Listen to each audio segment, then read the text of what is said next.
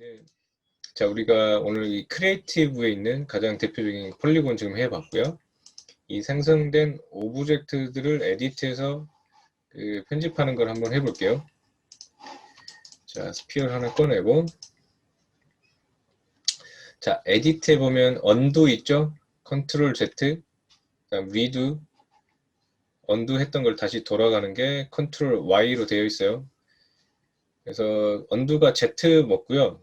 그 리드는 Shift Z도 먹어요. 그런데 지금 다른 어플리케이션하고 지금 호환을 맞추기 위해서 지금 컨트롤 Z 키를 넣어 놨고요. 그래서 언두 확인하시고 자 여기 컷 카피 페스트가 있는데 우리 보통 잘 알고 있는 컨트롤 C 컨트롤 V 있어요. 자 컨트롤 C 해서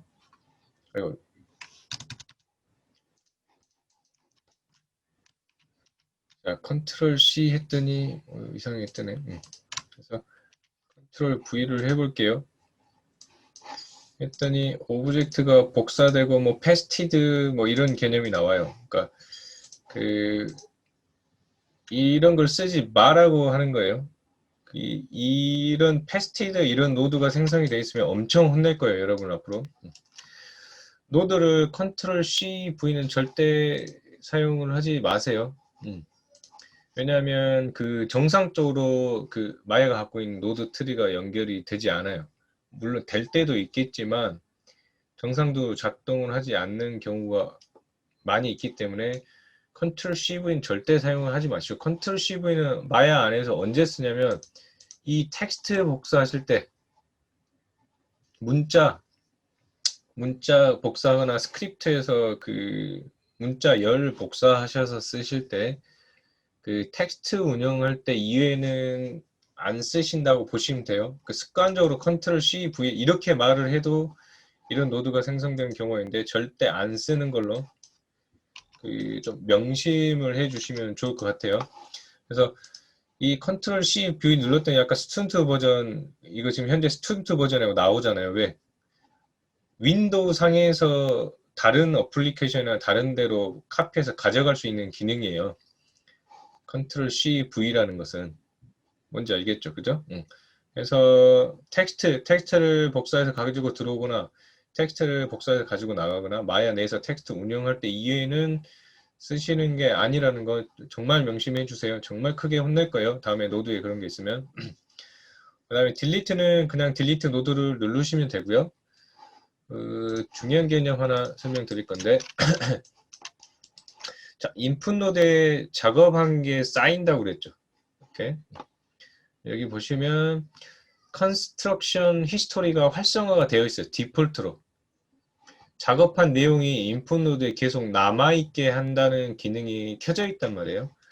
그럼 여기에 뭔가를 작업을 제가 해볼게요. 이렇게 해서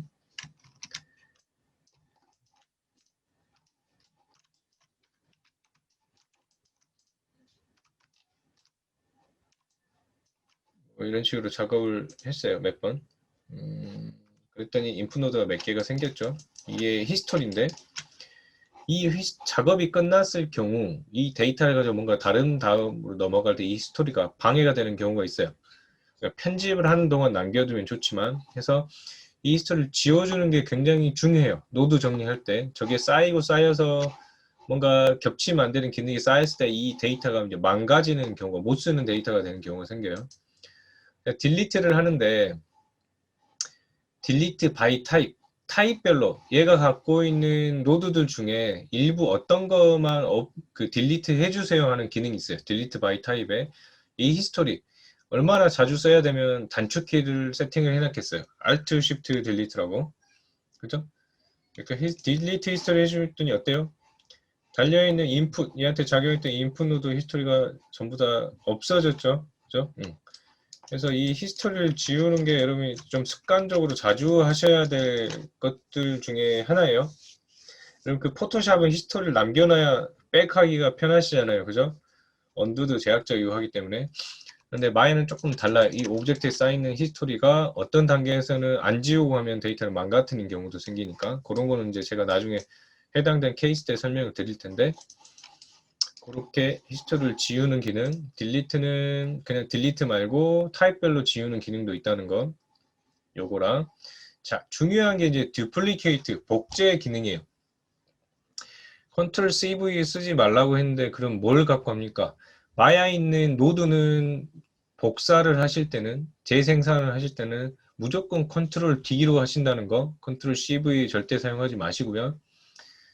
그래서 컨트롤, 자, 생성해서, 자, 컨트롤 D를 하시면 안 생긴 게 아니라 같은 위치에 그대로 하나가 더 있는 거예요. 보시면은 지금 스피어 2번이 하나 생성됐죠? 무브 툴 활성해서 이제 끄집어내시면은 스피어 2번이 하나 생성이 돼 있어요. 이런 식으로. 그래서 뭔가를 복제, 노드를 복제해내실 때는 컨트롤 D로 하시라는 거. 무조건. 자, 그 다음에 하나 더 컨트롤 D 하시고 그리드 스냅을 이용해서 X축으로 3만큼 이동을 했어요. 이 상태에서 다시 Shift D를 하시면 어때요? 스마트 듀플리케이트가 돼요. 내가 이전에 반복했던 듀플리케이트를 동일하게 실행을 해주는 거예요.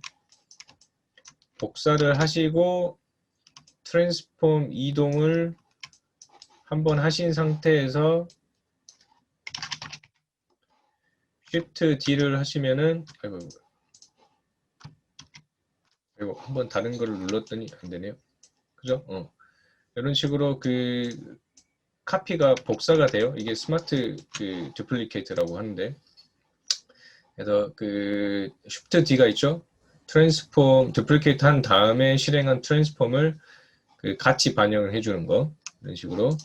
그래서 반복 그 복제를 하고 싶으시면 Shift D, 그냥 복제를 하시려면 컨트롤 D를 해서 꺼내시면 되고요. 그래서 컨트롤 CV 말고 컨트롤 D 요거 사용하시라는 거.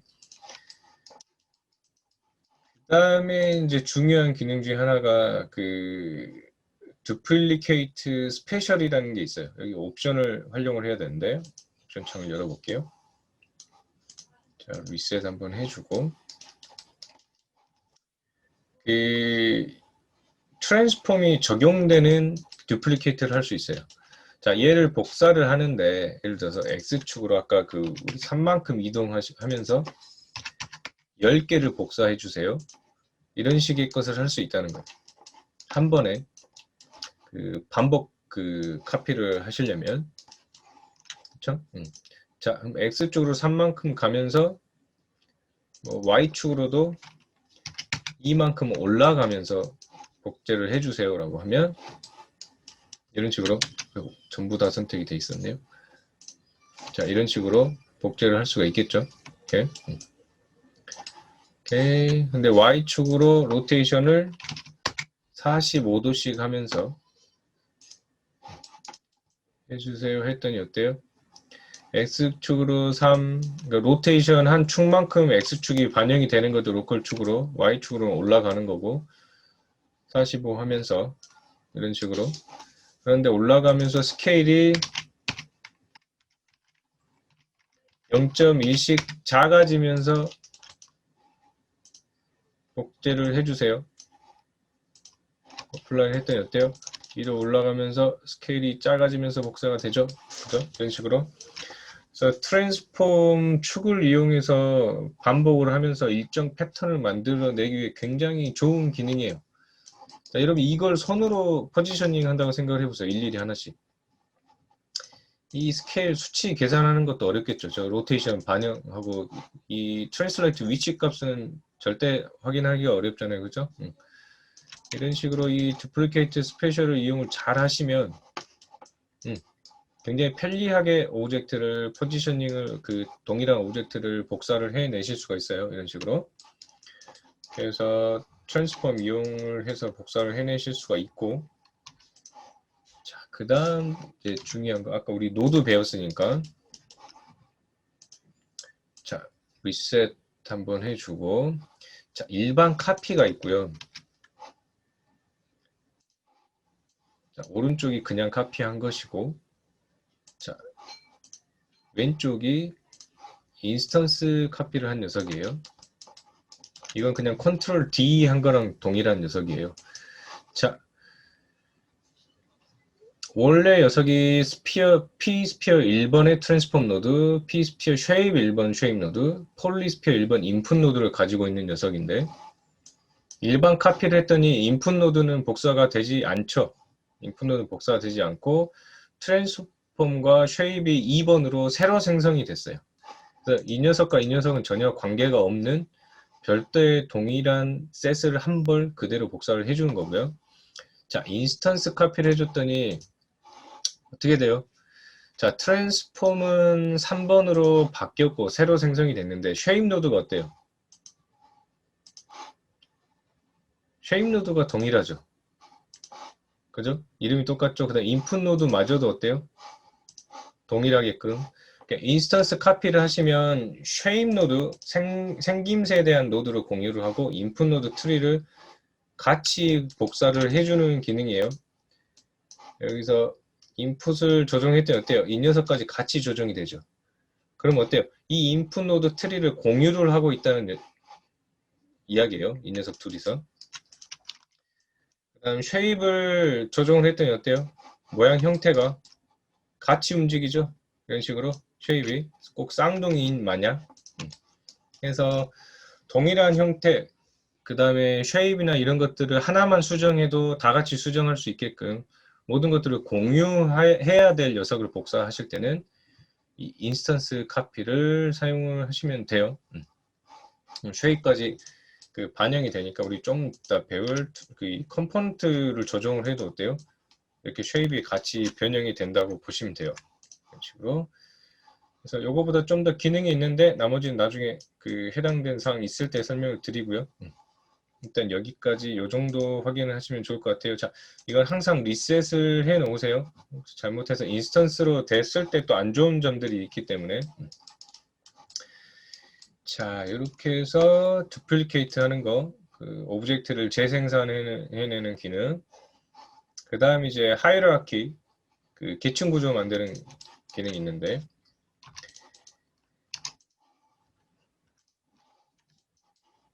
스피어 하나 만들고요. 큐브 하나, 뭐 실린더 하나 이렇게 만들었어요.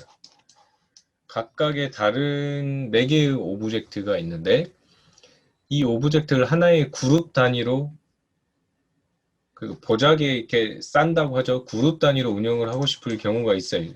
작업을 하다 보면. 그래서 얘를 선택을 하고 에디트 해보시면 그룹 컨트롤 G가 단축키죠.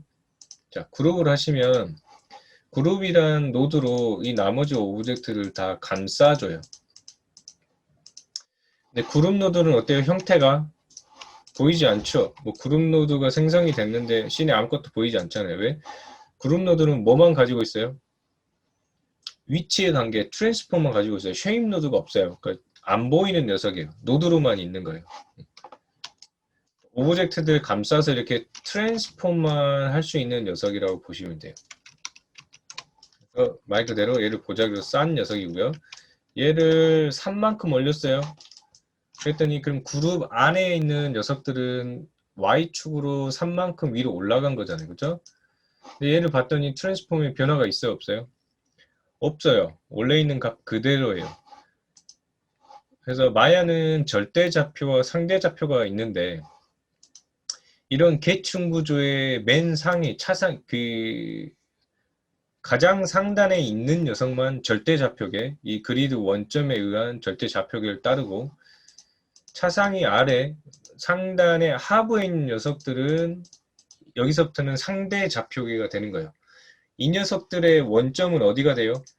이 그룹의 피봇점이 원점이 되는 거예요. 000이 이 그룹을 쌓은 이 원점부터 시작을 해서 이 값들이 운영이 된다고 보시면 돼요. 그래서 이런 상대 좌표계의 개념이 있어요.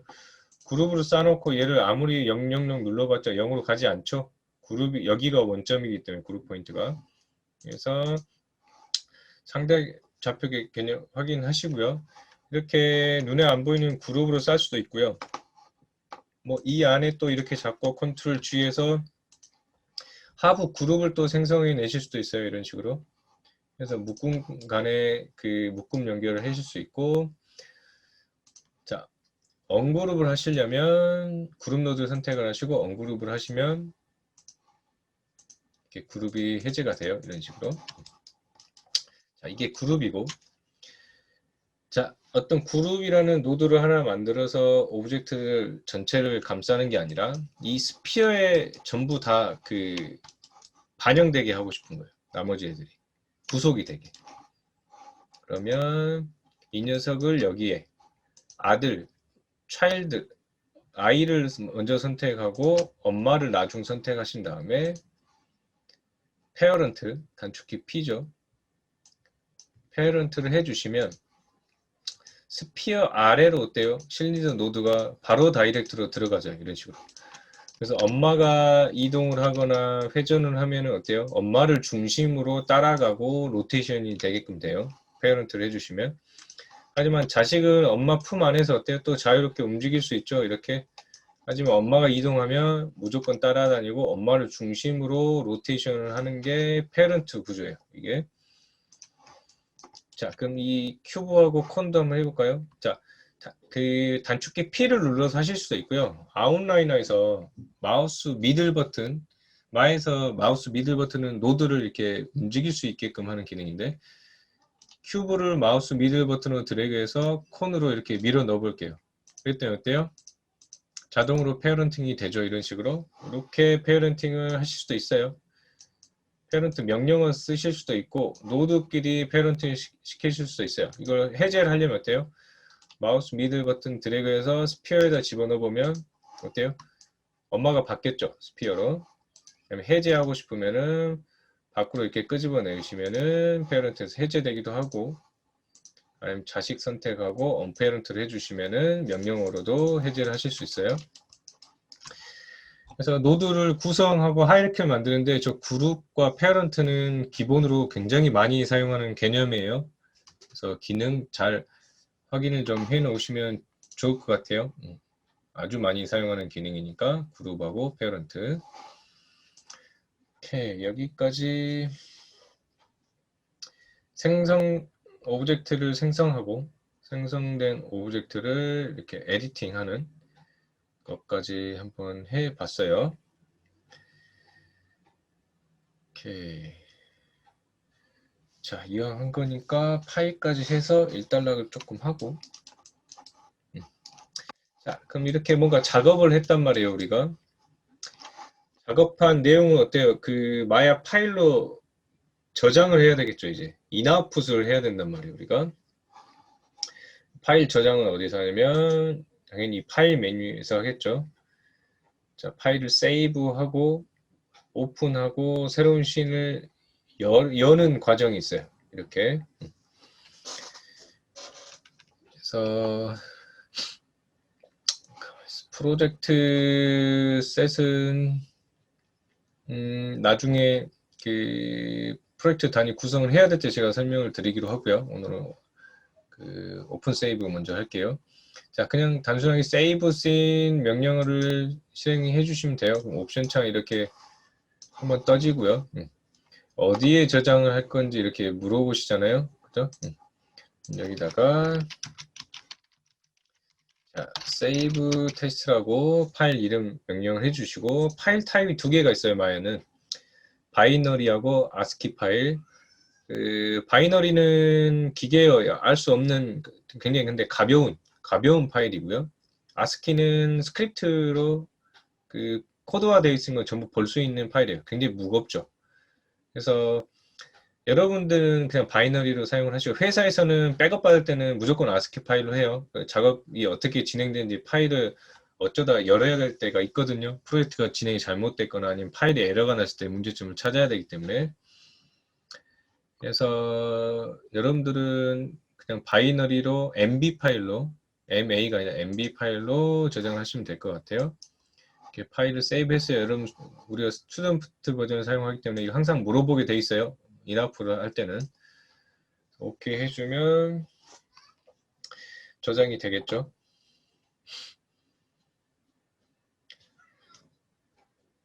오케이. 그다음에 뉴 씬 해서 새로운 씬을 열어볼게요.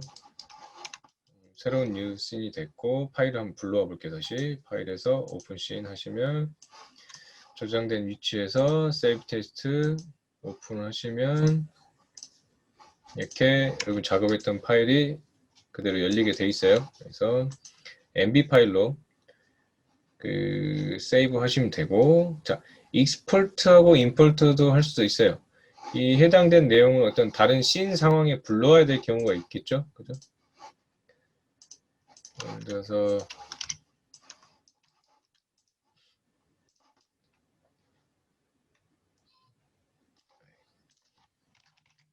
이런 작업을 해놨는데 이 사이에 아까 그 작업한 내용을 다시 불러오고 싶다. 그럴 때는 임포트로 해서 작업한 내용을 불러와 주시면 돼요. 이 작업 내용이 씬 안으로 이렇게 불러 들어와지죠. 이렇게 해서 하나로 합쳐서 또 씬 파일을 운영하실 수가 있어요. 이렇게 파일을 저장하시고 불러오시고 끄집어내시고 그 임포트로 불러오시면 돼요. 익스포트는 세이브하고 비슷하긴 하지만 어때요? 선택적으로 세이브를 하는 기능이죠. 그래서 여기서 이 두 녀석만 이렇게 새로운 조합만 저장을 하고 싶다. 이렇게 선택하시고 익스포트 셀렉션. 그 ASS는 그 아놀드가 설치되어 있기 때문에 그 아놀드 그 프락시 타입으로 아웃풋 하겠냐는 걸 물어보는 거예요. 그냥 여러분 그 마야 바이너리로 하시면 돼요. 아직은. 볼트 테스트 꺼내놓으시고 자 익스포트 테스트를 한번 해볼게요. 셀렉트에서 익스포트 한 녀석들만 이렇게 씬에 저장이 되어 있게 되죠. 이런 식으로 파일을 입출입을 하실 수가 있어요. 오케이. 여기까지 지금 이제 정말 기본적인 마야 그 개념에 대해서 설명을 드렸어요. 인터페이스 운영을 하고 하시고, 네, 비포트 운영을 하신 다음에 씬의 오브젝트를 크리에이션하고 그 오브젝트 단위에서 에디팅하고 속성들을 확인을 해보고 그 다음에 듀플리케이트, 뭐 그룹 페어런트를 통해서 에디팅을 한 후에 우리 파일 세이브 오픈해서 인아웃풋 입출력을 하는 것까지 확인을 한번 해봤네요. 여기 무브 툴 보시면 스마트 듀플리케이트 세팅이 있죠. 그 리셋 상태에서 그 요게 활성화되어 있어요. 그 쉬프트 드래그를 하면 오브젝트를 듀플리케이트 자동으로 해준다는 게 무브 툴의 옵션으로 확인이 돼 있어요. 쉬프트 누른 상태에서 쉬프트 누른 상태에서 그 매니플레이터 선택이 된 클론이라고 뜨죠. 이렇게 하시면 바로 복사가 돼요. 컨트롤 D 안 하셔도 돼요. 이렇게 하셔서 이게 활성화되어 있기 때문에 익스트루드는 그 컴포넌트 명령인데 지금 아직 안 배웠으니까 그거 할 때 제가 또 설명을 드릴게요. 이 기능 쓰셔도 돼요. 이거는 네, 컨트롤 C, V만 아니면 돼요. 그 컨트롤 D 하는 거랑 똑같은 기능이에요. 이렇게 하셔서 복사해 내셔도 돼요.